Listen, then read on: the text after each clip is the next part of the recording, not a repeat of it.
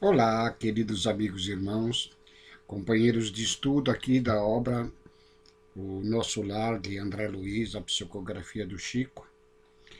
Então, neste vídeo de hoje, nós chegamos ao último capítulo número 50, né, que se denomina O Cidadão de Nosso Lar. Relembrando que no vídeo anterior, no capítulo 49, Regressando ao Lar, onde André Luiz obtém, enfim, a autorização para poder visitar o seu lar na Terra, depois de permanecer alguns anos no plano dos desencarnados. Pelo relato do livro, a gente imagina que após o seu desencarne ele tenha permanecido cerca de 12 a 15 anos na colônia espiritual de Nosso Lar, onde em sucessivas tentativas de regressar ao lar lhe foram como que aconselhadas que ainda não era a época certa. E ele vai descobrir isso exatamente neste capítulo de Regresso ao Lar, onde ele encontra uma situação bem modificada de quando ele deixou o seu lar pelo desencarne, onde a sua esposa Zélia já se encontra casada com uma outra pessoa, o Dr. Ernesto, seus filhos já grandes, diferentes do que ele tinha deixado, e ao tomar conhecimento da nova situação do seu lar, ele de princípio ele fica um pouco revoltado pela esposa ter casado novamente e uma das filhas o ter esquecido quase que totalmente, mas que depois, pelo aprendizado que ele teve em Nosso Lar, ele começa a entender que ele é um novo homem, que ele tem uma nova situação perante o Jesus, e ele começa a encarar aquele que ele estava, em princípio, colocando como seu adversário, seu inimigo, esse novo esposo da sua esposa, como um irmão necessitado. E no momento que ele chega a este lar, relembrando, esse senhor está adoentado. E aí nós vamos ver agora, no último capítulo, a sequência, né? Só relembrando as últimas palavras aqui do último capítulo, né? Onde André Luiz diz o seguinte, né? Com respeito a esse doutor Ernesto. E o pobre enfermo, como e por que odiá-lo? Não era também meu irmão na casa de nosso pai? Não estaria o lar talvez em piores condições se Zélia não houvesse aceitado a aliança afetiva? Era preciso, pois, lutar contra o meu egoísmo feroz. Jesus conduzira-me a outras soltas. Não podia proceder como o homem da terra. Minha família não era apenas uma esposa e 3 filhos na terra. Era assim constituído de centenas de enfermos nas câmaras de retificação e estendia-se agora à comunidade universal. Ou seja, né, aqui é quando André Luiz cai em si, dado os seus aprendizados lá nos trabalhos da Câmara de Retificação, e onde ele tem agora a compreensão da necessidade de adquirir o amor fraternal. E vamos então agora dar sequência ao último capítulo, capítulo 50, Cidadão de Nosso Lar. Na segunda noite em que estava em visita no lar terreno, sentia-me cansadíssimo. Começava a compreender o valor do alimento espiritual através do amor e do entendimento recíprocos de nosso lar. Lembre-se que lá atrás nós já estudávamos essa questão, que num ambiente onde todas as pessoas de uma determinada localidade vibram no mesmo patamar de amor, de entendimento, de compreensão, tudo à sua volta fica melhor e a pessoa se sente como que absorvida nestes pensamentos elevados, né? E faz com que ela se torne também mais elevada. Agora, de volta à Terra, com a falta deste ambiente, né, ele se sente um pouco quanto cansado. Em nosso lar, continua André, atravessava dias vários de serviço ativo sem alimentação comum, no treinamento de elevação a que muito de nós se consagravam. Bastava-me a presença dos amigos queridos, as manifestações de afeto, a absorção de elementos puros através do ar e da água. Mas ali não encontrava senão escuro campo de batalha, onde os entes amados se convertiam em verdugos. As meditações preciosas que a palavra de Clarencio me sugeria davam certa calma ao coração. Compreendia finalmente as necessidades humanas. Não era eu o proprietário de Zela, mas o seu irmão e amigo. Não era dono de meus filhos, e sim companheiros de luta e realização. Na nossa existência, ao apego às pessoas que nós temos demonstrado, né, como que se fôssemos donos, proprietários de outras tantas pessoas, né, fazem com que o nosso egoísmo se torne pernicioso e prejudica o nosso adiantamento espiritual. É nesta compreensão que André nos traz, neste trecho, né, de que entendamos que nós não somos donos de ninguém, que todos nós somos irmãos uns com os outros e devemos estarmos ajudando-nos mutuamente. Ou seja, Jesus já nos dava esse conselho, né? Amarmos-nos uns aos outros como ele nos amou. Recordei que a senhora Laura, certa feita, me afirmara que toda criatura, no testemunho, deve proceder como abelha, acercando-se das flores da vida, que são as almas nobres, no campo das lembranças, extraindo de cada uma a substância dos bons exemplos para adquirir o mel da sabedoria. Ou seja, aproveitarmos da melhor forma possível todos os relacionamentos que nós temos em nossas existências. Apliquei ao meu caso o proveitoso conselho e comecei recordando a minha mãe. Não se sacrificara ela pelo meu pai a ponto de adotar mulheres infelizes como filhas do coração? Nosso lar estava repleto de exemplos edificantes.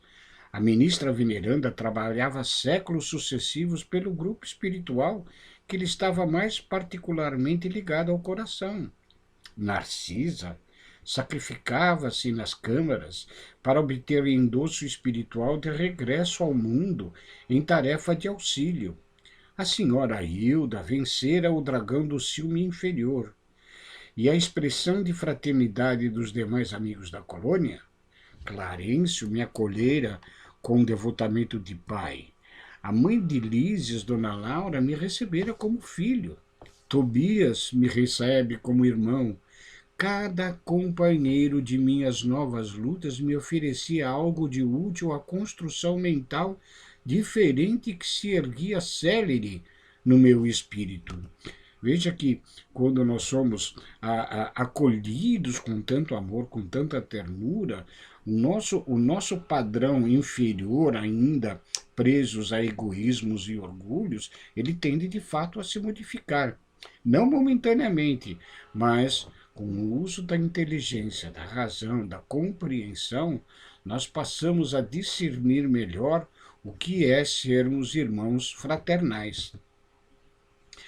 Procurei abstrair-me das considerações aparentemente ingratas que ouvia no ambiente doméstico e deliberei colocar acima de tudo o amor divino e acima de todos os meus sentimentos pessoais as justas necessidades dos meus semelhantes. Então ele entende nesse momento qual é a sua tarefa ali a qual ele estava destinado, o de ajudar aqueles que foram seus companheiros de existência na vida terrena.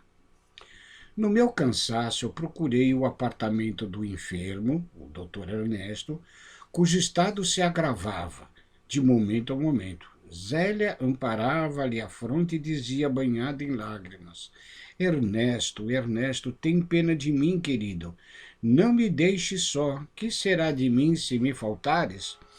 O doente acariciava-lhe as mãos e respondia com imenso afeto, apesar da forte dispneia. Roguei então ao Senhor energias necessárias para manter a compreensão imprescindível e passei a interpretar os cônjuges como se fossem meus irmãos. Reconheci que Zélia e Ernesto se amavam imensamente. E se de fato me sentia companheiro fraternal de ambos, devia auxiliá-los com os recursos ao meu alcance. Iniciei então o trabalho procurando esclarecer os espíritos infelizes que se mantinham em estreita ligação com o enfermo. Minhas dificuldades, porém, eram enormes. Sentia-me abatidíssimo. Sem o suporte natural e normal da colônia, a gente vê que André ele não encontra forças em si próprio para proceder à ajuda necessária ao enfermo e à sua ex-esposa.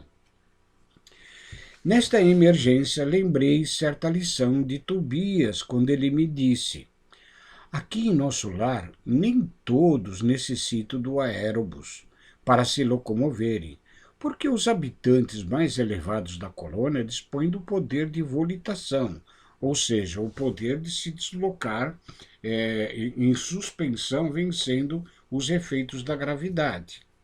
E nem todos precisam de aparelhos de comunicação para conversar à distância, por se manterem entre si num plano de perfeita sintonia de pensamento. Ou seja, quando nós estamos interligados por laços amorosos, nós nos comunicamos naturalmente pelo pensamento.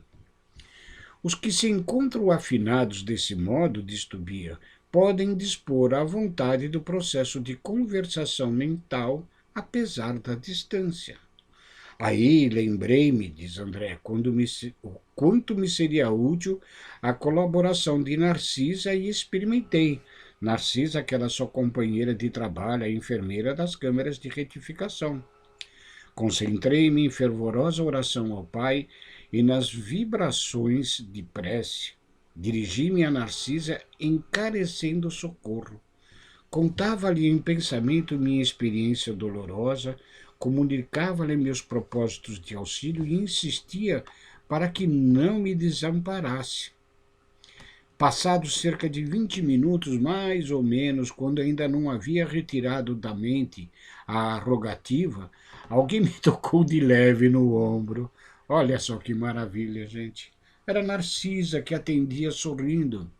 Ouvi seu apelo, meu amigo, e vim ao seu encontro. Aqui André revela a realidade da comunicação por pensamento. Não cabia em mim de contentamento, diz André. A mensageira do bem fixou o quadro, compreendeu a gravidade do momento e acrescentou: não temos tempo a perder. Antes de tudo, aplicou passes de reconforto ao doente, isolando-o daquelas formas escuras que se afastaram como que por encanto. Em seguida, convidou-me com decisão: vamos à natureza. Acompanhei-a sem hesitação e ela, notando minha estranheza, acentuou: não só o homem pode receber fluidos e emiti-los, as forças naturais fazem o mesmo, nos reinos diversos em que se subdividem. Para o caso do nosso enfermo, precisamos das árvores, elas nos auxiliarão eficazmente. Tudo na natureza, quando tratado com amor, com o conhecimento, com o saber dos bons espíritos, né? Tudo coaduna para que sejam auxiliares da própria natureza como um todo, da qual nós, seres humanos, inclusive, fazemos parte, pois que somos igualmente criaturas do grande Criador, Deus nosso Pai. Né?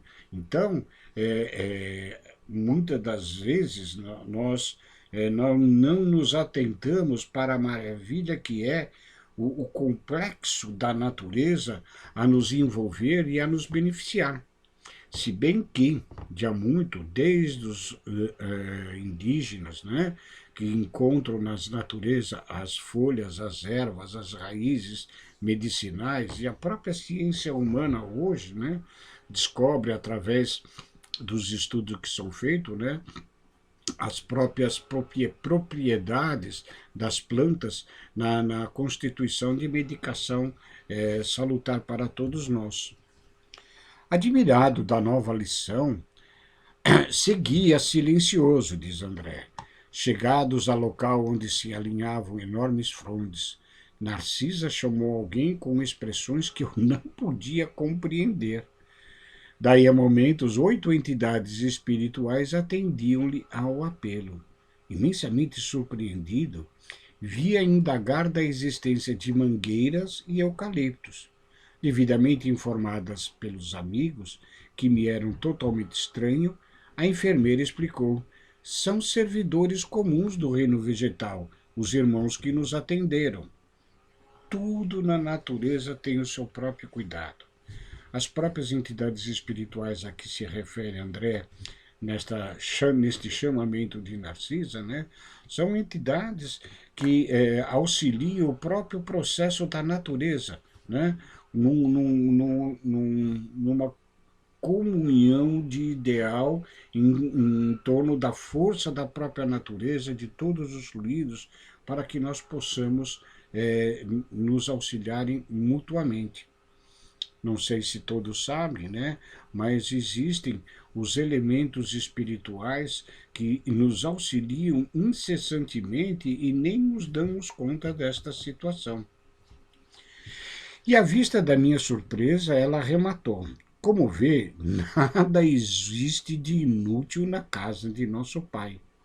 Em toda parte, se há quem necessite aprender, há quem ensine. E onde aparece a dificuldade, surge a providência. O único desventurado na obra divina é o espírito imprevidente que se condenou às trevas da maldade e da própria ignorância.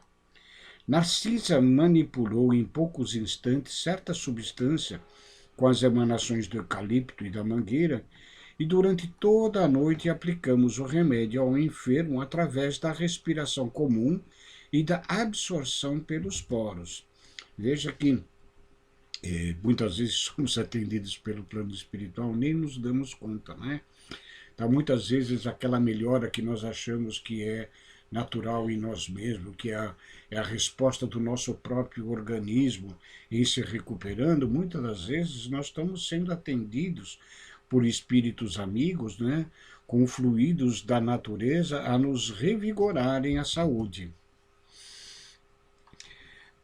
O enfermo experimentou melhoras sensíveis. Pela manhã, cedo, o médico observou extremamente surpreendido. Verificou-se esta noite extraordinária reação, verdadeiro milagre da natureza. E nem tão sábio quanto era este médico, né, de que foi a própria natureza que ajudou o Dr. Ernesto a se recuperar. Zélia estava radiante, encheu-se a casa de alegria nova. Por minha vez, experimentava grande júbilo na alma. Profundo alento e belas esperanças revigoravam meu ser. Reconhecia eu mesmo que vigorosos laços de inferioridade se haviam rompido dentro de mim para sempre.